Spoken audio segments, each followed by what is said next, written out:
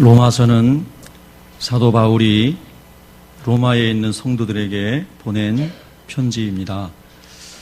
로마 교회는 바울이 개척을 하진 않았지만 바울은 로마에 가기를 원했고 로마 성도들을 만나기를 원했습니다. 그리고 후에 기회가 되어서 바울이 결박당하고 로마로 가게 되었을 때는 로마에서 이제 복음을 전하고 순교를 하게 됩니다. 로마서의 주제는 이신득의라고 하는 주제입니다. 이신득의는 한문으로 이라고 하는 것은 무엇으로써 라고 하는 이고 신은 믿을 신자입니다. 믿음으로써, 득은 얻을 득자고 의는 의로울 의자입니다. 그래서 믿음으로써 의를 얻는다. 이것이 이신득의, 우리 기독교에서 가장 중요하게 여기는 교리입니다. 한번 다 따라해 볼까요? 이신득의. 이 말은 뭐냐면 우리 모든 인간이 다 죄인이라고 하는 것을 전제하고 있는 말씀입니다.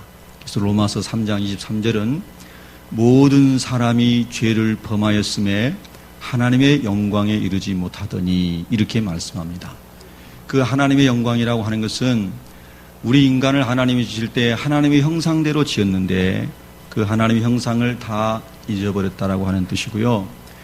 그 하나님의 형상은 예수님이 부활하심으로 온전하게 그 영광스러운 모습 속에 다시 나타나셨는데 그 모습대로 우리가 살지 못하고 있는 것을 얘기합니다. 그것은 왜 그런가? 죄 때문이라는 겁니다. 죄로 인해서 하나님의 형상이 없어지고 죄의 형상이 우리 가운데 들어와서 죄인으로 살고 있는 것이 모든 인생이라고 하는 것이죠. 그런데 사람들은 이 죄의 문제를 해결하는 방법을 모릅니다. 하나님의 나라는 죄가 없는 곳인데 죄가 없는 사람만 갑니다. 즉 의인만 갑니다. 의인만. 그런데 다 죄인이니까 하나님 나라 아무도 갈 수 없는 겁니다. 사람들이 의로운 사람이 되려고 선한 일을 많이 하고 또 자비를 많이 베풀고 또 공로를 많이 세우고 또 기부를 많이 하고 돈이나 공로나 여러 사람이 가지고 있는 재능이나 자격으로 내가 죄를 용서받고 의로워질 수 있을까? 하지만 그 어떤 것으로도 죄를 용서받을 수 없다는 것입니다. 그래서 하나님의 법은 죄를 지은 사람은 반드시 죽는 것입니다. 죄의 싹은 사망이요. 로마서 6장 23절의 말씀입니다. 사람은 죄의 결과로 하나님으로부터 단절되는 영적인 죽음을 맞이하였고 육신과 영혼이 분리되어 육이 흙으로 돌아가는 죽음을 맞이하였고 그리고 나중에는 영혼이 지옥에 가는 죽음을 맞이하게 됩니다. 이것이 하나님과 분리되어서 살아가는 인간의 현재 상황입니다. 그런데 그 불의한 자들을, 의롭지 못한 죄인들을 의롭게 하시는 길이 있다. 그것이 바로 죄 없으신 예수님이 우리 죄인들을 위해서 십자가에 죽으심으로 보혈을 흘려주심으로 그 죄값을 담당해 주셨다는 것입니다. 구약 시대에는 그래서 죄를 용서받는 길이 내 대신 짐승이 대신 죽어서 흠이 없는 짐승이 죽어서 내 죄가 속죄되는 제사를 드렸습니다. 신약에 와서는 예수님이 그 어린 양처럼 대신 저와 여러분을 위해 죽으심으로 그 예수님을 믿는 사람들은 죄가 용서되어서 이신득의 믿음으로 의롭게 된 것이다. 이렇게 말씀하시는 겁니다.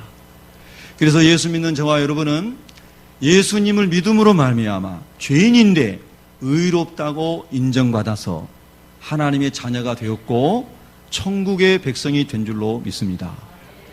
이 진리를 가르치는 것이 로마서의 핵심입니다. 그런데 오늘 우리가 읽었던 로마서 8장의 그 부분은 뭐냐 하면 우리가 여전히 이신득의 믿음으로 말미암아 구원을 얻고 하나님이 인정해주는 의인이라고 법적인 의인으로 칭함을 받았지만 여전히 우리는 죄 가운데 삽니다. 죄의 유전자가 우리 안에 있어서 말입니다.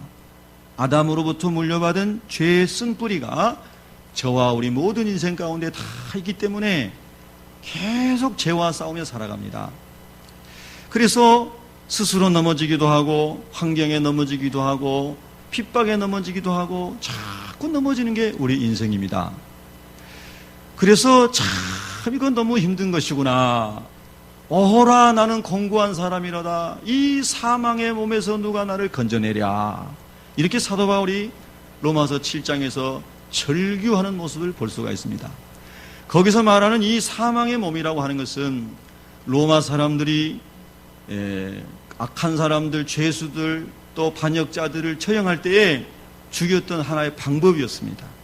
십자가형이 있었고 불에 태워 죽이는 화형이 있었고 그 다음에 죽은 시체와 산 사람을 마주보게 묶어서 죽은 시체에서 나오는 그 썩은 냄새, 그 균 이런 게 감염이 돼서 산 사람이 죽을 때까지 이렇게 시체하고 묶어놨습니다. 얼마나 무서운 형벌입니까? 사도 바울은 로마 시민권자입니다. 그 시대의 모든 것을 아는 사람이었습니다. 내가 예수님의 보혈로 죄 용서받고 의롭다고 인정받은 사도가 되었음에도 불구하고 내 안에 여전히 죄가 있으니 이 죽은 시체와 묶여있는 산 사람처럼 내가 정말로 사망에 묶여있는 사람과 같다. 이 엄청난 고통에서 누가 나를 건져내줄 수 있겠는가? 바울의 절규이면서 동시에 신앙생활하는 저의 절규고 어쩌면 여러분에게 가끔 찾아오는 비명일 수가 있습니다. 그런데 그 영적인 고통을 로마서 7장에서 사도 바울이 쭉 얘기하면서 이제 8장에 이르러서 그런데 그럼에도 불구하고 우리가 이렇게 연약함에도 불구하고 넉넉히 이길 수 있는 길이 있습니다. 이거를 이제 사도 바울이 전하는 것이거든요. 여러분과 제가 나그네로 이 세상을 살아가면서 하나님 주시는 말씀을 붙잡고 넉넉히 이기는 삶을 살 수 있기를 주님이 오늘 우리에게 말씀해 주신 줄로 있습니다. 기독교는 서기 30년부터 시작이 됐다고 보면 됩니다. 예수님이 승천하신 이후에 120명의 제자들이 마가 요한의 다락방에 가서 열흘 동안 예수님의 말씀을 붙잡고 오실 성령을 기대하며 전심으로 기도에 힘쓰니라. 전심으로 기도에 힘쓸 때에 오늘 여기 여러분들이 여기 다 앉아 계신 것처럼 다락방에서 그렇게 기도하고 있는데 각 사람 머리 위에 성령이 임하였다 그랬습니다. 성령은 보이지 아니하는 하나님이시고 또 하나님이 영이라고도 표현이 되는데 그 성령님이 우리 사람의 보이는 현상으로 그 현상이 성령님이 아니고 성령님이 그런 현상으로 오셔서 불꽃 같은 모양으로 불이 이렇게 타올라가면 꽃 모양이 있잖아요. 그런 모양으로 손성기 목사의 위에 머리 위에 우리 장로님들, 권사님들, 성도님들, 새신자들 머리 위에 다 성령님이 거기 한 사람 위에 다 각 사람 위에 임하여 있는 겁니다. 그러면서 그 성령이 임하니까 갑자기 자기가 알지 못하는 다른 나라의 언어로 막 기도를 하고 그 흔히 말해서 방언이라고 얘기합니다. 그래 막 방언을 얘기하기 시작하고 다른 나라에서 다른 언어를 쓴 사람들이 아는데 다 알아듣는 거예요. 이건 사람이 설명할 수 없는 희한한 일이 일어난 겁니다.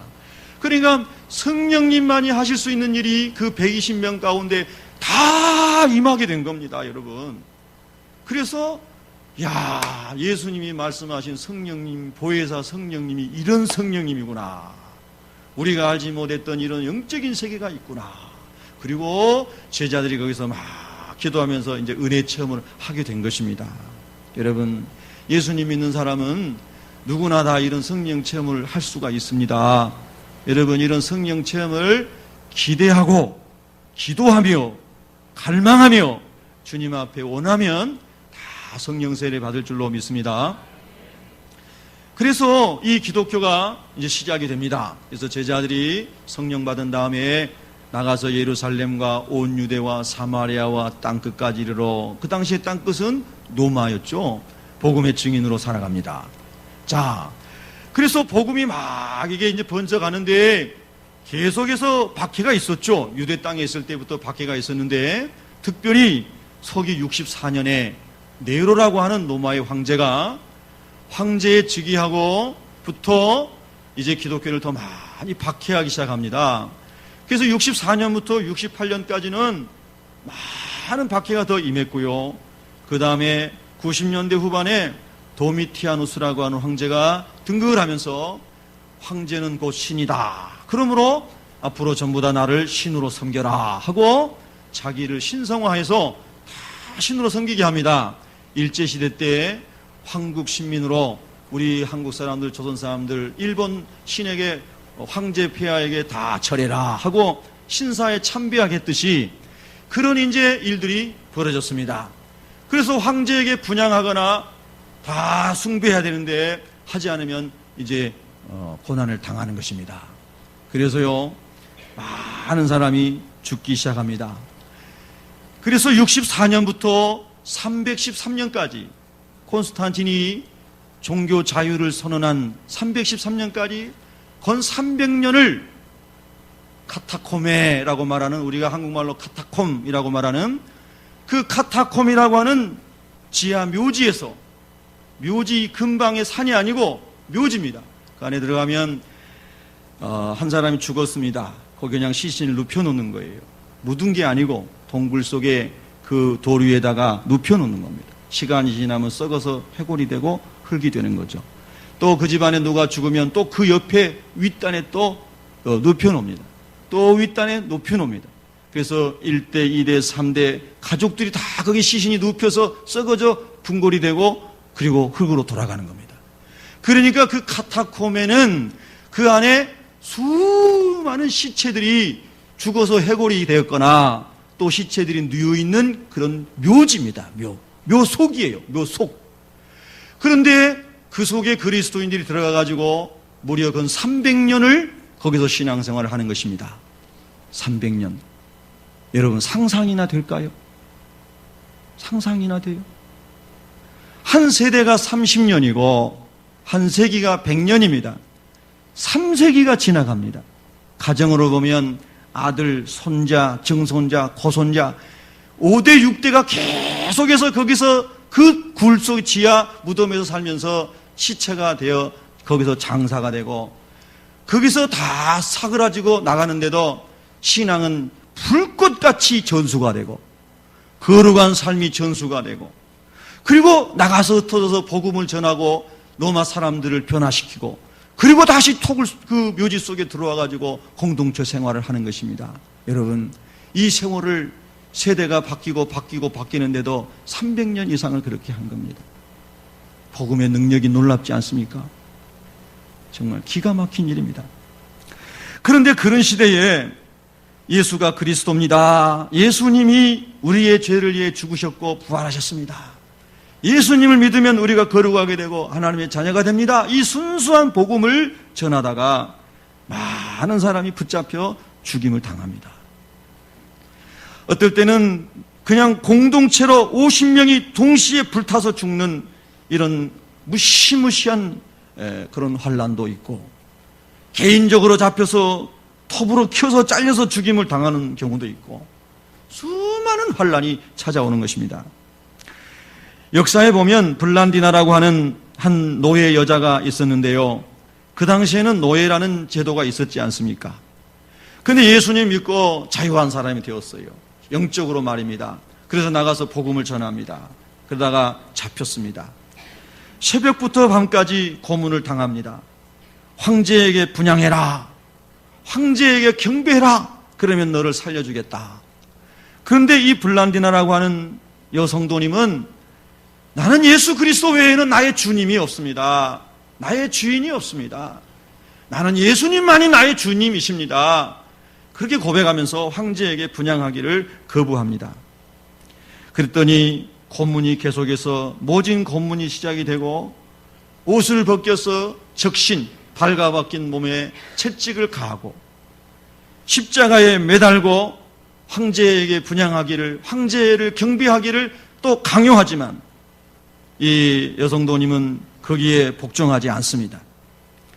그래서 다시 끌어내려서 십자가에서 끌어내려서 원형 경기장에 데려가가지고 거기서 굶주린 짐승을 풀어놓아 잡아먹게 합니다. 그런데 참 이상하게도 사자굴에 던져졌던 다니엘을 보호하셨던 하나님이 이 여성도님을 사자가 물지 못하게, 먹지 못하게 입을 막아버리는 겁니다.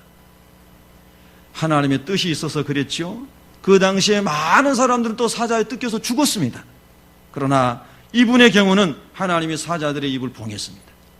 그런데 그것으로 고난이 끝난 게 아니고 안 죽으니까 다시 또 십자가에 못을 박습니다. 여러분, 그 광경을 생각을 해보십시오. 얼마나 고통스럽겠습니까? 십자가에 2번 못 박힌 겁니다. 그래도 죽지 않으니까 다시 내려가지고 벌겋게 달궈진 쇳덩어리에다가 그 블란디나 여성도님을 내던졌습니다. 벌겋게 달아온 쇳덩어리에서 몸이 타들어갑니다. 그냥 고깃덩어리가 되는 거예요. 살이 타는 냄새가 납니다. 그런데도 예수님을 부인하지 않습니다.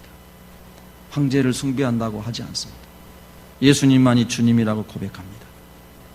마침내는 황소를 사용해서 황소가 뿔로 받아서 몸이 2동강이 나고 땅에서 쓰러져 죽습니다.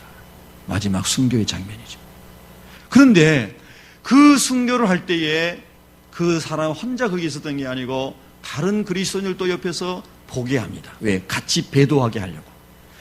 그 무시무시한 장면을 보면서 다 같이 예수님을 모른다고 배도하게 하려고 성도들을 옆에다가 세워놓고 보게 하는 겁니다. 마치 주기철 목사님이 송파니로 걸어가는 시험을 당할 때에 산재연교회 성도들이 다 옆에 서가지고 그 장면을 보면서 송파니 위에 못이 쫙 이렇게 위로 올라와 있는데 주기철 목사님이 맨발로 그 못을 밟고 걸어가면서 저 높은 곳을 향하여 찬송을 부르지 않습니까? 발등으로 못이 툭툭 올라오는데 다시 옮겨서 또 밟고 다시 옮겨서 또 밟고 그러면서 찬송하면서 갑니다. 그때의 성도들이 그 모습을 보면서 다 울면서 믿음이 더 강화됩니다. 나도 우리 목사님처럼 순교해야 되겠다. 이런 마음이 생긴 겁니다. 그러니까 이 블란디나가 그렇게 처참하게 순교하는 것을 보면서 목격자들이 성도들이 이렇게 고백을 하는 것입니다. 자매의 모습 속에서 그들을 위해 십자가에 달리신 그리스도를 보았다. 그녀를 위해 십자가에 달리신 예수님을 보았다. 그러면서 거기 함께 있었던 성도들이 다 울면서 우리도 다 순교자의 반열에 들어가자. 우리도 믿음을 지키자. 이런 역사들이 막 일어났었습니다. 오늘 여러분 36절에 보시면 이렇게 기록되어 있습니다. 36절을 한번 읽어보겠습니다. 시작. 기록된 바 우리가 종일 주를 위하여 죽임을 당하게 되며 도살당할 양같이 여김을 받았나이다 함과 같으니라. 아멘. 예, 꼭 36절 같은 이런 일, 종일 주님 때문에 고문을 당하고 마침내 몸뚱아리가 갈라져서 죽는 이런 도살당하는 양같이 짐승같이 취급을 받는 그런 시대가 있었다는 것입니다. 여러분, 어제 새벽에도 북한에서 선교하는 뉴질랜드 시민권을 가진 선교사님이 한국인입니다. 저에게 이메일이 왔습니다. 북한에 들어가기 전에 기도해달라고 이제 이메일 보냈습니다. 사진하고.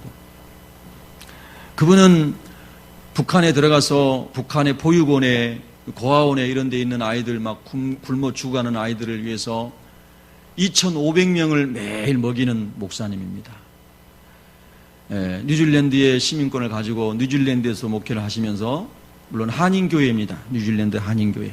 그래서 한인들이 헌금하고 또 한국에 있는 동역자들이 헌금해서 북한에 공식적으로 북한 정부의 허가를 받고 고아원, 보육원 이런 데 가가지고 어린이들을 이제 먹이는 겁니다. 그래서 2,500명을 먹이는 이제 물량을 가지고 중국을 통해서 이렇게 들어갑니다. 신의주로 해가지고, 그래가지고 단동적으로 해서 그쪽에서 이제 사역을 하는 분입니다. 그래서 사역을 하는데요. 거기 사진들을 이렇게 인터넷에는 올릴 수 없기 때문에 제가 여러분에게도 보여드리지 않는 것이고, 그리게 저한테 왔는데 보니까요. 야, 정말 비참하게 짝이 없습니다. 예. 그러니까 그런데 거기 가가지고 처음에는 목숨을 걸고 들어갔습니다. 그런데 다른 의미를 가지지 않고 오직 긍휼 사역만 하니까 북한 당국에서 인정을 해줘가지고 이 사람은 계속해서 1년에 한 8번에서 10번 정도 북한을 들어갑니다. 예. 그렇게 하는데 제가 중국에 갔을 때 한번 만났습니다. 우리 실명신학교 갔을 때 한번 만나서 같이 사역을 나누고 그랬습니다. 환난 당한 사람들이 참 참 많고, 이 시대에도 고난 가운데 있는 사람이 너무나 많고, 먹을 것이 없어 굶어 죽는 기근에 처한 사람들이 참 많고, 입을 옷이 없어서 적신 옷을 입지 못하여 벌거벗은 사람들이 많고 참 많다는 거예요. 여러분, 우리 성도님들 중에는 그렇게 극심한 가난에 있는 분은 없으리라고 믿습니다만은, 여러분, 그런 가난 가운데 있는 사람들 얼마나 힘듭니까? 예수님 믿는데도 그런 가난이 찾아오면 얼마나 여러분 정말로 말로도 형언할 수 없는 고통이 있지 않겠습니까? 교회 오는 것 자체도 부담이 될 수가 있습니다. 내가 연약하고 가난하고 부족하고 힘들면요, 때로는 교회 오는 것도 몸과 마음이 무거울 수가 있습니다. 여러분, 교회 오실 때는요, 돈 없는 자도 와라, 목마른 자 와라, 다 값없이 돈 없이 와서 은혜를 먹고 마셔라. 할렐루야. 이런 말씀을 의지하고 나오시기를 주님의 이름으로 축원합니다. 수고하고 무거운 짐진 자들아 다 내게로 오라. 내가 너희를 쉬게 하리라. 예. 제가 한 20년 전에요, 섬기던 교회에 어떤 집사님이 경제적으로 많이 어려움이 와가지고요, 정말 밑바닥에 떨어졌습니다. 목사님 신방 한번 와주세요. 갔더니 집에 모든 가구에 다 빨간 딱지 다 붙어져 있습니다. 집달관이 와가지고 다 붙여놓은 거예요. 그래서 딸 둘하고 부부하고 우리 4식구 사는데 정말 깜깜합니다. 앞날이 깜깜하고, 좀 있으면 이제 그거마저도 전부 다 내놔야 될 판입니다. 어디로 갈지도 모르고. 그러니 그런 상황에 있는데, 여러분, 그런 상황에 있는 사람한테 오늘 성경 말씀에 뭐라고 하냐면, 우리가 넉넉히 이기느니라. 세상에 여러분, 넉넉히 이길 수 있어요? 사람이?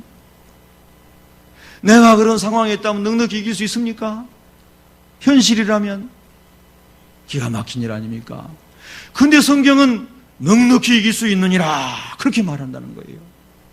근데 그 집사님이 그렇게 어려운 상황이 있으면서도요, 하나님 앞에 그렇게 헌신하고 먼 길을 마다하지 않고 교회를, 1시간 거리 되는 교회를 그렇게 열심히 다니고, 그리고 집에 가면은 그렇게 찬송하고 감사하고 기도하고 예배하는 거예요, 내 식구가. 할렐루야.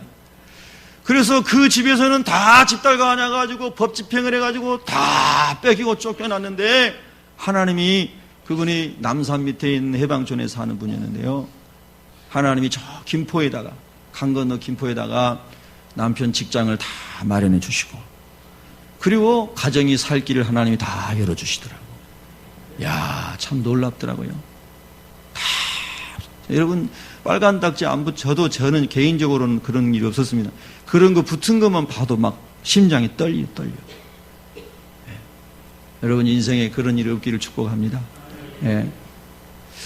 어제는 제가 어떤 분을 이렇게 만났는데, 우리 성도님은 아니고요, 우리 선배님 교회 성도님이신데,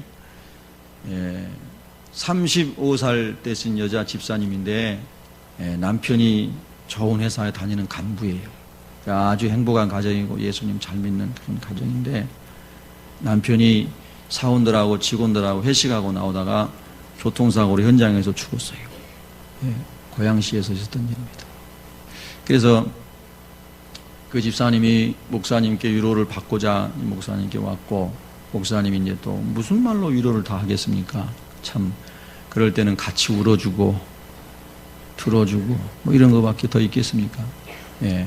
근데 오히려 그분이 놀라운 얘기를 하는 거예요. 목사님, 제가 빨리 마음을 추스리고 몸을 추스리고 그리고 열심히 제 사명을 잘 감당하겠습니다. 여러분 그런 말이 어디서 나옵니까? 예. 그런 말이 어디서 나와요? 예. 앞길이 막막하고 어린 자녀들 데리고 어떻게 살까? 눈이 깜깜하고 그럴 상황이잖아요. 그런데요, 예수님을 알고 주님 안에 소망이 있는 사람은 그런 고백을 하는 거예요. 야, 이게 예수님 믿는 신앙이라는 거예요. 여러분 보세요. 오늘 본문을 저와 여러분이 잘 성령으로 받아들이면 남은 인생이 전부 기쁘고 감사하고 승리하게 될 줄로 믿습니다. 그러면 사도 바울은 왜 우리가 이런 환경 속에서도 넉넉하게, 그냥 이기는 게 아니라 넉넉하게 이긴다고 말씀할까요? 자, 여러분, 우리가 로마서를 지금 다 읽을 수 없지만 로마 교회에 보낸 바울의 편지 중에서 우리가 6장을 한번 보겠습니다. 로마서 6장 8절. 로마서 6장 8절. 6절부터 8절만 읽기 너무 아쉬워서 6절부터 8절까지 시작. 우리가 알거니와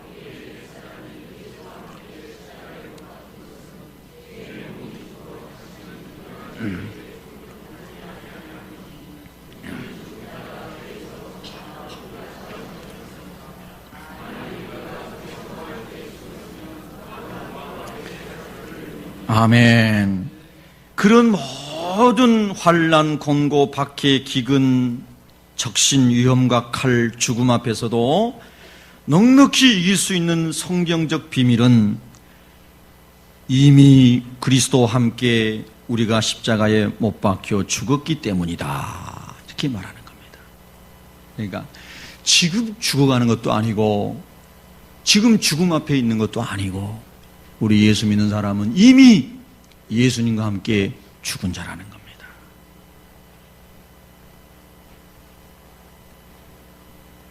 이미 예수님과 함께 우리는 장사된 사람이라는 겁니다. 이게 십자가의 복음입니다. 여러분. 이미 죽은 사람이라는 거예요. 그것이 세례요. 그것이 성령의 인치심이에요. 이미 죽은 사람. 그래서 사도 요한은 요한일서 2장 15절에서 이 세상이나 세상에 있는 것들을 사랑하지 말라. 이미 우리는 세상 것을 사랑하는 삶에서 하나님께 속한 것을 사랑하는 사람으로 바뀌어진 사람들. 세상의 것에 대해서는 이미 죽은 사람들. 하나님의 나라에 대해서는 산 사람들. 육에 대해서는 죽은 사람들. 영에 대해서는 산 사람들이라고 성경은 그리스도인을 정의하고 있는 것입니다.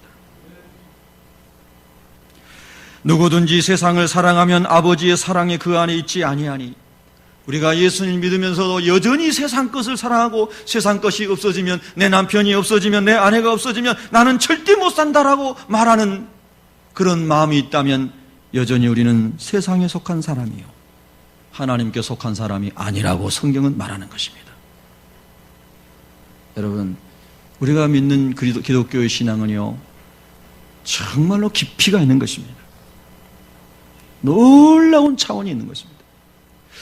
그래서 세상을 사랑하는 사람은 아버지의 사랑이 그 안에 있지 않다라고 단언하며 말합니다. 이는 세상에 있는 모든 것이 육신의 정욕과 안목의 정욕과 이성의 자랑이니 세상에서 세상 사람들이 살아가고 누리고 있는 모든 것들은 다 육신의 정욕들이요 안목의 정욕들이요 이 땅에 있는 것들을 자랑하면서 살고자 하는 것들이니 이런 것들은 다 아버지께로부터 온 것이 아니요. 아버지께로부터 온 것이 아니요.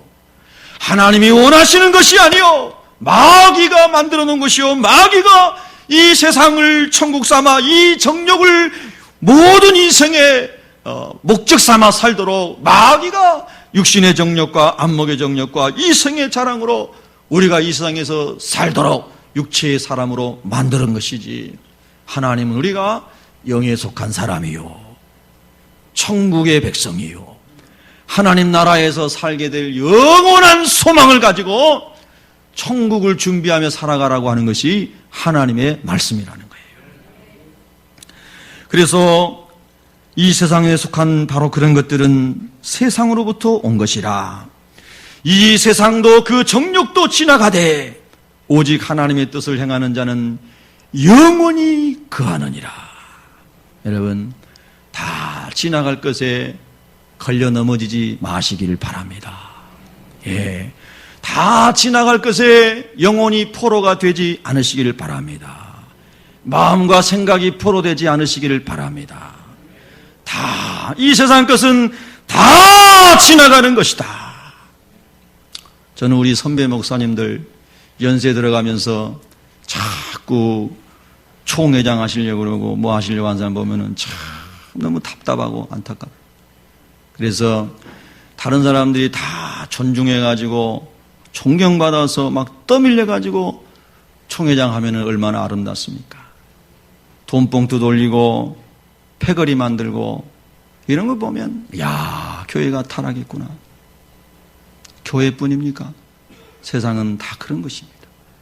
이 세상의 명예도, 이 세상의 권력도, 이 세상의 돈도, 부귀영화도 다 지나가되 오직 하나님의 뜻을 행하는 자는 영원히 거하느니라. 어제 저녁에 이제 우리 아내와 같이 저녁에 자기 전에 한 30분 동안 간증 를 이렇게 같이 듣고 그리고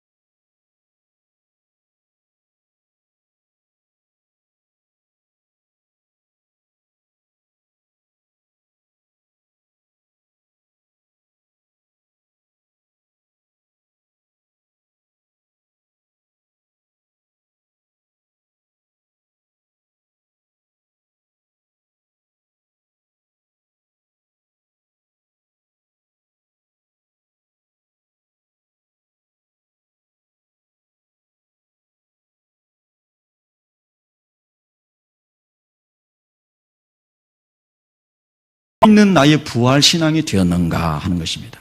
이 말은 무슨 뜻이냐면요, 아까 우리 그 여자 집사님 간증한 것처럼요, 그렇게 사랑하고 정말 우리 가정의 기둥 같은 남편이 비명 행사했음에도 불구하고 마음이 그렇게 빨리 추스러질 수 있습니까?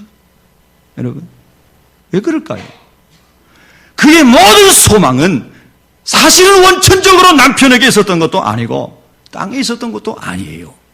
하나님께 속하여 있었던 것이고 부활의 몸을 입고 하나님의 나라에서 하나님과 함께 영원히 거하는 그 영광스러운 천국의 비전이 그의 삶의 목표요 가치관이었어요. 그러니까 그것이 부활신앙이에요. 지금은 이렇게 육신을 입고 땅에 살 동안에는 이런 일이 있었지만 그러나 나의 삶은 이것이 전부가 아니요 하나님의 나라에서 사는 것, 내 남편도 부활의 몸을 입고 천국에서 만날 수 있다는 것, 그 부활신앙이 실제로 자기 것이 된 거예요. 자기 것이 되었어요. 그러니까 죽음 앞에서도 감사하고 기뻐하고 헌신을 또 결단하는 거죠. 그런데 여러분, 이 부활신앙이 결단으로 될까요? 결단으로는 절대로 안 됩니다. 성경 공부로 될까요? 지식으로만 채워질 뿐 되지 않습니다. 제자 훈련 10번 하면 될까요? 안 됩니다. 예. 뭘로 됩니까? 여러분 보세요. 예수님 제자들이 요한복음 20장 19절에 보면 이 날 곧 안식 후 첫날 저녁 때에 제자들이 유대인들을 두려워하여 모인 곳에 문들을 닫았더니 예수께서 오사 가운데 서서 이르시되 너희에게 평강이 있을지어다. 제자들은 분명히 부활하신 주님을 만났고 그리고 주님과 대화했고 40일 동안 예수님과 함께 말씀을 듣고 식사도 같이 하고 그리 지냈습니다. 그런데 예수님 또 모른다고 다 도망갑니다. 근데 여러분, 이 두려움 가운데 있었던 제자들이 부활 신앙을 갖게 된 게 언제인 줄 아십니까? 예수님이 부활하신 것을 보고 부활 신앙을 가진 게 아닙니다. 제자들이 부활 신앙을 가졌던 것은요, 성령 세례를 받았을 때 부활 신앙을 가진 겁니다. 마가다락방에서 성령의 역사가 임하고 성령님이 그 세계를 알려주시고 영과 영이 통해서 깨닫게 해주시고 그럴 때 죽음의 문제를 초월한 영적 차원으로 신앙이 올라가 버린 것입니다. 할렐루야.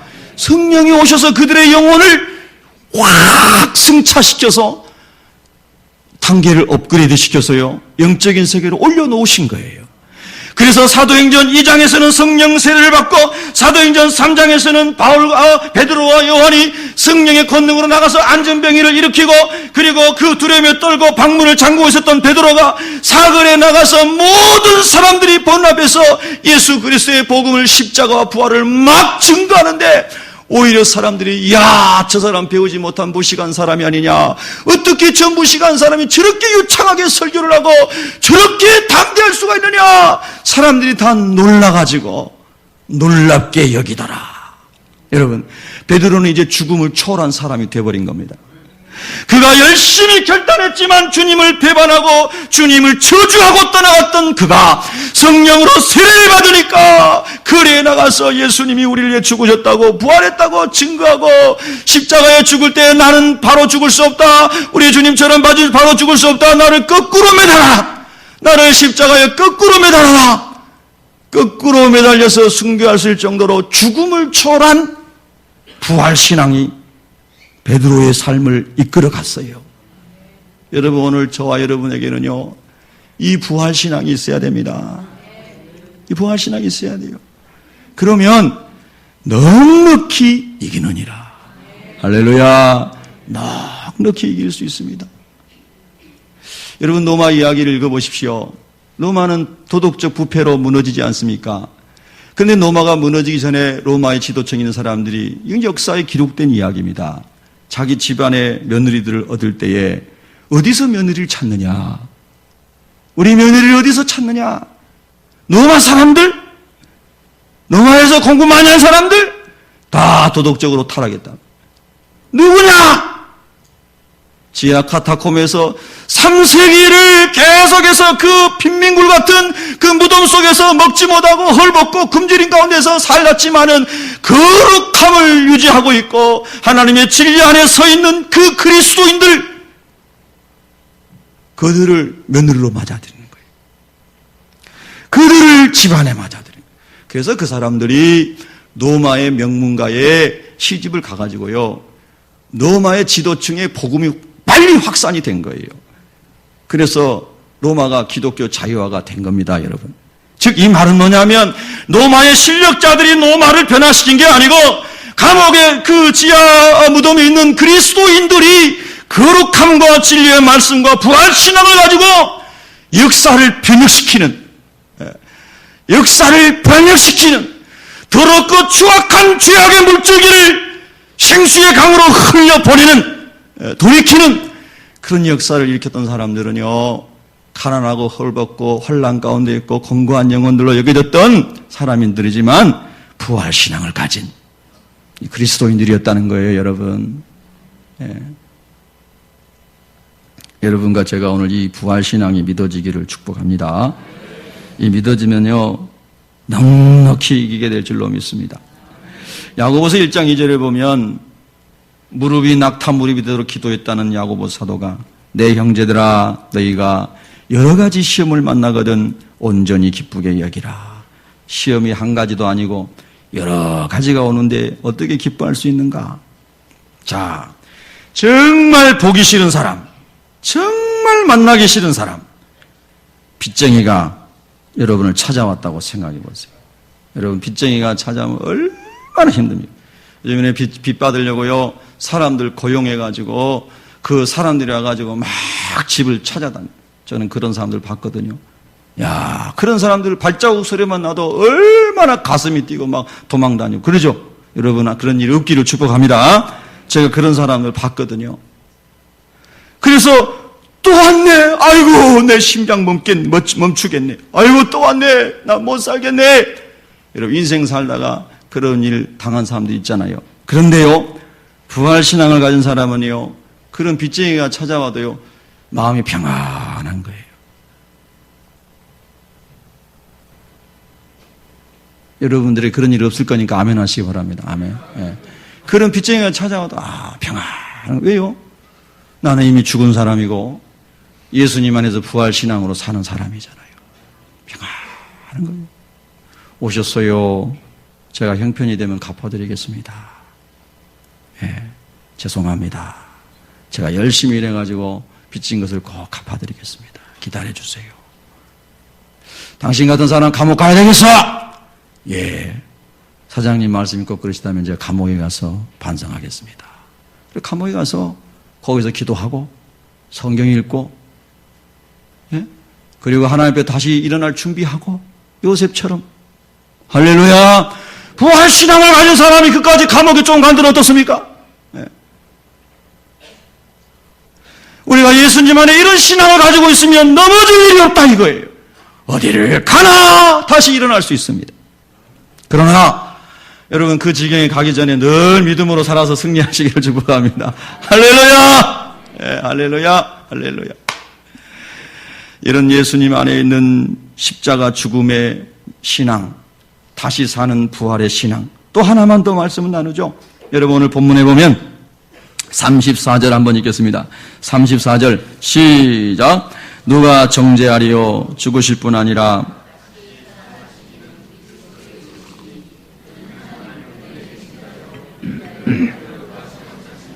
그 다음에 37절 시작. 그러나 이 모든 일에 우리를 사랑하시는 이로 말미암아 우리가 넉넉히 이기느니라. 아멘. 자, 하나님 우편에서 예수님이 여러분을 위해 기도하고 계십니다. 여러분 믿으십니까? 하나님, 저는 혼자 같은데요. 아니에요. 예수님이 여러분을 위해서 기도하고 계십니다. 하나님, 저는 사랑받지 못하고 있는 것 같은데요. 아닙니다. 우리를 사랑하신 하나님이 계시다고 말씀해 주십니다. 믿으십니까? 이런 말씀들이 우리 안에 다 믿어지게 되면요, 넉넉히 이기는 그런 은혜가 있을 줄로 믿습니다. 기도하겠습니다.